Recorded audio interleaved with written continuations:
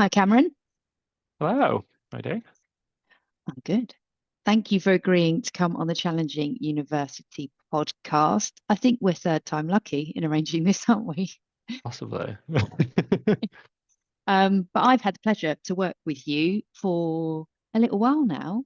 And Been a when few you, months, hasn't yeah, yeah. And when it? you sort of spoke about your background, I thought be perfect for the podcast. So, for the listeners today and the listeners to come, could you please share your full name and what it is that you do today? Yeah, I'm Cameron Phillips. I'm the head of customer success for KAYBE. Um, Who designed the Challenging University website? Just saying. it's exciting, isn't Yeah, yes, I'm it? convinced. Um, so that's what you do today. Tell me about your memories of secondary school. Yeah, secondary school was it was an awkward one to be honest. And I think it now and later in life I see why it was like that. Hmm. Um, so I think to give a bit of context, when I was 21, I was diagnosed as being autistic. Hmm. So secondary school was a fun one because sort of I was in that sort of realm of, you didn't really fit in, but seen as clever, if that makes sense. Yeah. But Um, yeah, so we'll come on to the what that diagnosis experience was yeah, like for you. Thinking about that perception, oh well, I think it's yeah, an actual fact that you are yeah. academically very bright, intelligent guy. I'd What hope so. yeah, what is it what was that characterized by at school? How did you get on in the subjects that you studied? Yeah, I was really good with stuff like maths. That's very fact driven. So, maths. I so like stuff like statistics and all that sort of stuff, and like Mm, sports science. The yeah, stuff where I maybe didn't do so well might have been, well, it was the stuff that was a bit more subjective. So it's like, you know, Eng English. What's the meaning behind this? You're like, and they're like, oh, it's a red door. What's the meaning? You're like, door's red. And they're like, yeah, but it's, no, it means danger. And you're like, no, it just means there's a red door. Like, yeah. Oh, okay. Yeah, yeah, yeah, yeah. Uh, so were you did you have talk to me a bit about your school? Where in the country did you go to school and did they indulge in streaming, that kind of thing? Did they have set? yeah. So I went to a grammar school in Harrogate, and it was very much, yeah, it's sets basically, so you had your bottom set, middle set, top set, and typically they just sort of banded you on initially based on what your like scores were when you did like a year Yeah. six sets when you left primary school. Yeah. Okay. Um, and then they obviously changed and adapted as you went along, but yeah, it Mhm. was still very rigid in that way, I suppose. And when it came to taking your GCSEs, how did you get on? I'm not very good at exams, and I think it just comes from the recall under pressure. Um, Hmm. so whilst things like and the courses that were running like BTECs and stuff like that, I did quite well in because you obviously do it in the Hmm. moment and you recall knowledge at your own pace. Yeah. Some of the exam side of things, maybe I wasn't so great like science, like I just Hmm. bombed at science, like Right. um, but I mean, you so could but technically yeah. bulk, couldn't you? If you're in the lab and you've got the right chemicals, it could happen. Yeah, maybe not to that degree, but I'm still here. So, but yeah, so in terms of like that recall within that pressure, maybe not great, but like when it comes to stuff like recall at my own pace, where it was like say the BTEC sort of analyzing a solution and a problem, sort of like maths or stuff like that, I Mm. sort of did better in. So I probably should have seen a couple of signs sooner, I think. Hmm.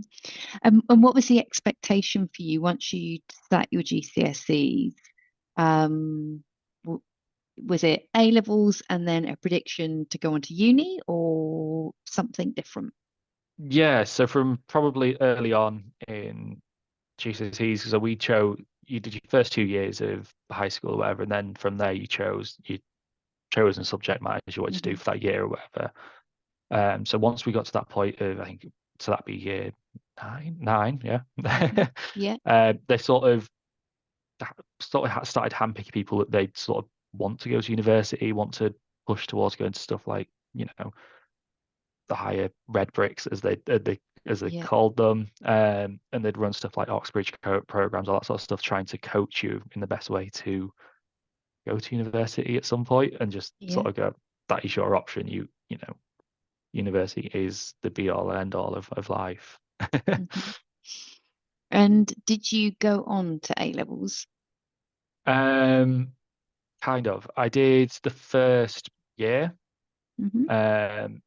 and sort of, I suppose at that point in my life, I just sort of didn't want to carry on with school. Okay. Um, we're from sort of like a working class family, everyone else around me was working and making Yeah. money, and then I'm there like, if I'm start doing A levels and I'm not doing anything because I'm not Yeah. getting much enjoyment out of that. Yeah. Um, so yeah, I did the first year of A levels and basically dropped out from there. Okay. And what did you go on to do then? I bounced around a bit, to be honest. Hmm. I started an apprenticeship with an events company, Hmm. where I was doing like booking events and stuff for customers, clients, and it was, they had a big contract where it was like working for the government, so it's like booking like all their meeting rooms for when they're having, whatever they need to discuss, Yeah. whenever. And sort of from there, I sort of went naturally into hotel sales and working Mm. for like Hilton, doing like selling out their conference spaces, stuff like that. Mm. And yeah, it was sort of by chance. I think I got a bit tired of working in that industry, that I fell into working for a print company doing Mm. sales. Yeah. That sort of then accelerated us into, I suppose, marketing to where I am today. And something you mentioned there kind of about your family background and you say coming Mm. from a working class community, there is that focus on where you graft and you earn money and you go out Yeah, and get a job. But at school, they were saying to you, mm, you could be on the truly academic route, you yeah. could go to university, we're going to prime you for that. Um, what was it that kind of made you take that decision to say, yeah, actually, I definitely don't want to continue in education? Was there a kind of Uh, moment where you thought this is just not for me? I think it was a mixture, to be honest. I mean, from the age of 12, I was out doing something, so it was like, I got paid around at 12 years old, and then Yeah, my 16th birthday, I got a job working in kitchens and stuff like yeah, that. So it was a case of I'd always worked and I'd always sort of earned money, and then it sort of came to that summer holidays of yeah. that first year of A levels, Mm, and I basically became full time in the kitchens for those 6 weeks, whatever it was, mm. and obviously because it was class overtime, the money was astronomical at like Yeah, 16, 17, and and you're yeah, taking £1,500 a month home, and you're like, oh wow, this, you yeah. know, and then suddenly you're in the realization of, but I could be earning money rather than, carrying on down this route. Mm, And I think I just got fed up with it, um, mm. just over time of, the constant deadlines, constant pressures in terms of, Yeah. this work, and in terms of like, not as in like work that we do now, but, Mm, sort of, these exams, and, everything you do over the year is suddenly dictated by this 1 hour you're sat in a big massive hall with loads of other people and yeah. someone staring at you whilst you do it. Yeah. Yeah. Slightly uncomfortable. Just a little bit. Yeah. I'd forgotten about like when you have an invigilator walking up and down and their Yeah. shoes are making a noise, or then they look right at you. You If like drop a pen and they like run over and pick it up for you. You're not allowed to go get your own pen or anything. Yeah, and you talked about getting to that point of diagnosis of having autism. What took you to that point? What prompted you to go down that route? I think my internet jumped there. I was talking to a point of getting to. With the autism Yeah. diagnosis, what took you to that point? Yeah, I mean, there was always bits that I'd question about the way I'd react. I was never, when I was younger, great massively with group social stuff. So, Mm, let's go into groups and do a task and stuff like that. And yeah. um, initially, all it was a little bit of, maybe finding things hard to integrate into things and all that sort of stuff. Whereas, Mm, sort of as I'm getting older, more when you work in sort of like where your stress levels are, sort of where mm, you're going. And I hit a bit of a burnout, I think, mm, within that time. And I just sort of went, and that was the point where, I spoke to a doctor and just went, look, what's going on? Can you give mm, me advice and this? And, we had basically a full consultation, right, I want to put you forward for, mm, the assessment clinics and all that. And mm. yeah, I suppose it was an amalgamation of probably years of stuff, but it sort of got to a Yeah. point where it's like, right, okay, yeah, let's see if this is the root cause. Mm. And do you think how did it feel to come to that point? Do you feel like you said sort of now on reflection you can understand some Yeah, things in your school life? Um, yeah, how did that feel and what kind yeah, of it questions was did that answer? quite a few actually. I think it just made things make a lot more sense that maybe didn't for a long time. Mm, Um, and you sat there like, why can't I do like this certain situation and stuff like that? And you're like, and even to the cliche of, oh, is there something wrong with me because I can't do this? mm, Um, but then, when you get that, you start to, it answers questions, but also it gives you points to work on and adapt to. Um, yeah, and, rather than using it as something that's, oh, this is terrible. This is, it is what it is. I'm doomed basically. Because it is not like that. And then, it is a big point of what I try to do, you know, within my role anyway, is push the cart for diversity, neurodiversity within workplaces, all that sort of stuff. yeah, But yeah, so it was learning how to leverage that properly and not just see it as a boundary or a blocker to certain paths. yeah. That's really like useful and Mm. interesting point to say you can then identify, yeah, much as you've seen how something at school might have been a struggle, Yeah, there is that element of going, oh, now I understand myself better. yeah, I know how I can be more successful, happier, more settled. yeah, of course. Yeah. And you've written some pieces about your experiences, haven't you? Uh, put this out there and see if, it at least resonates with somebody. Yeah. Um, which sort of led to me getting involved with a couple of charities that were involved in the time. Hmm. Um, there's one, and it was like All for Inclusion. It was called, and he was like, right, okay, can I get you on the podcast? We'll have this Yeah. conversation. It suddenly opened this door to, I've never done anything like that before, but that sort of realm of almost self-promotion whilst Yeah. trying to help, if that makes sense. Yeah, absolutely. And what do you think, or how do you think sort of educational establishments could better support people who are neurodiverse? I think genuinely it's just education. I mean, educate and education. Yeah, that'll be a catchphrase to get out there, Yeah. won't it? But yeah, I think it's just a case of most people don't have a proper in-depth knowledge, or they maybe have a dated knowledge of what it could be. Mm, Um, you know, and I think it's one of the key phrases I mentioned with my articles is, "Oh, you don't look like the type," and then suddenly it's,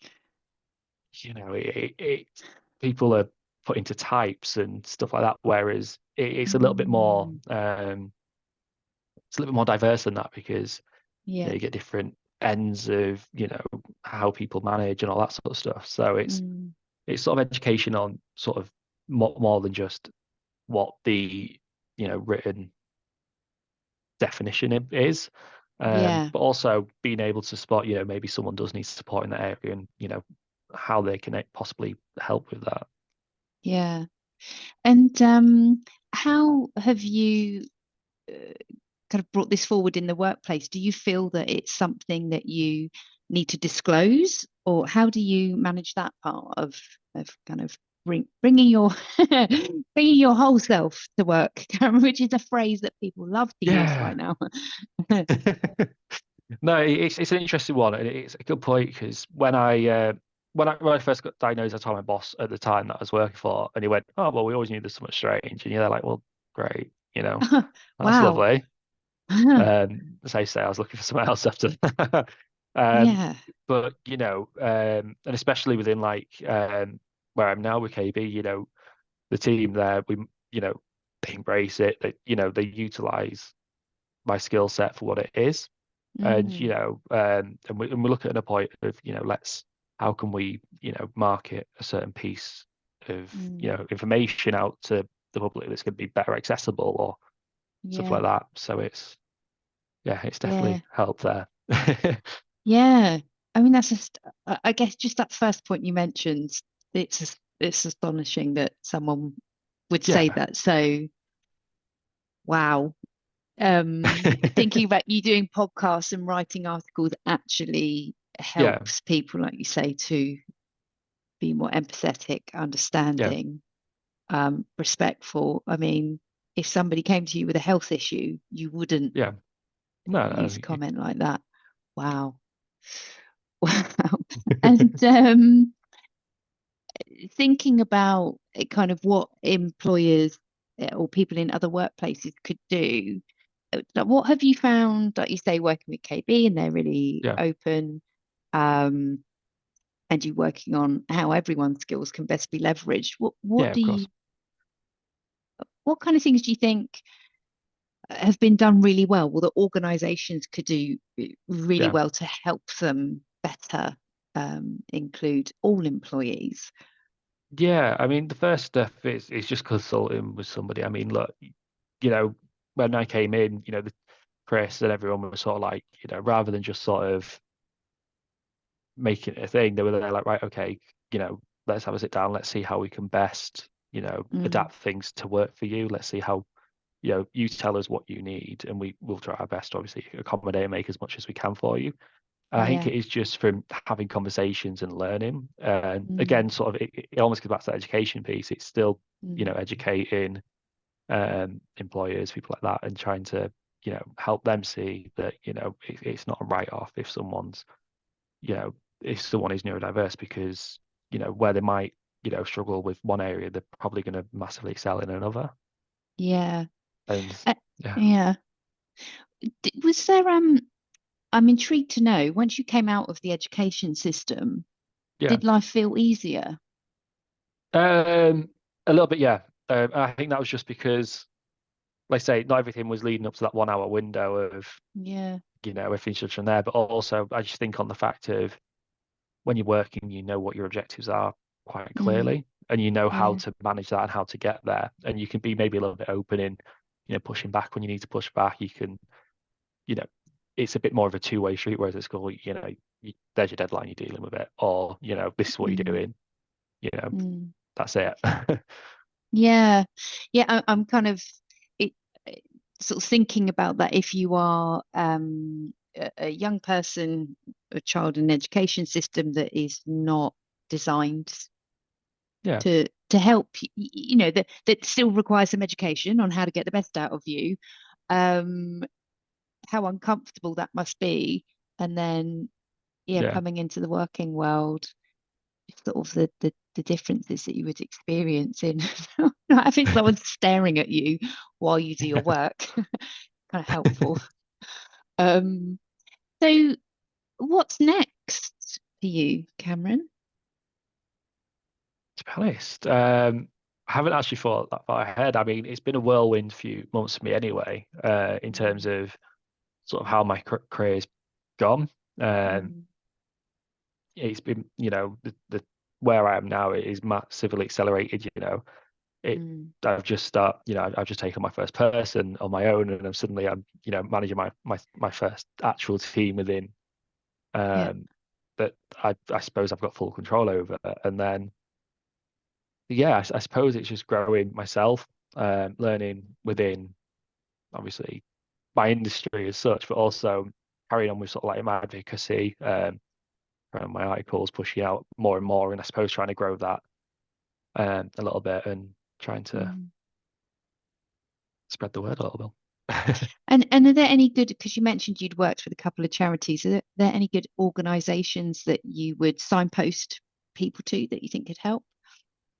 Yeah, I mean, the ones I've worked with are quite different as such. Hmm. So, and it's one that I sort of try pushing to, maybe people within education is I worked with a racing team called Team Brit, and they were absolutely incredible. And their whole ethos was taking neurodiverse or disabled people and letting them race racing cars like full on, machines on Right. a level playing field with everybody else, and not just discriminating because, Yeah. the situation that people are in. Right. Um, It's what they called again? Team Brit. Team No? Brit, yeah. Team Brit. Um, Okay. and they and that was a really good piece, and it's something that I push myself. We had a client project recently where they wanted a big show and tell for an event and something that they could you know have as feature, and it was rather than the usual. I was like, well, why don't we get these guys in and they can do a talk and we can get Yeah. something going. Yeah. So those, and then um there's one called All For Number Four Inclusion, Hmm. and again he runs that.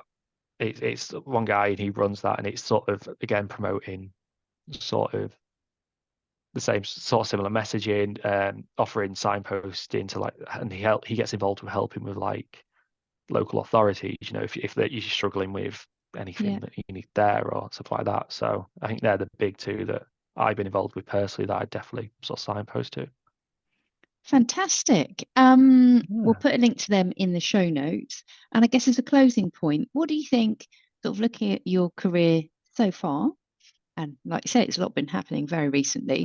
What what do you think has sort of held you in good stead? What I could just ask you the question, leave it. What has held you in good stead throughout your career so far? I think it's just not being afraid to fail, if that makes sense. Yeah, You know, if things go wrong, it doesn't matter, that there's always a way out or a way to improve or things. yeah, Um, I was a rubbish salesman, but I was doing sales for a while, and I've ended up yeah, here, so it all works out. yeah. I love that. Oh, it's good advice for life, that is. Um, Thanks so much, Cameron, and Yeah, I'm no delighted worries. we finally got to speak. And I know that people are going to Yeah, enjoy this episode. Thank you. thank you.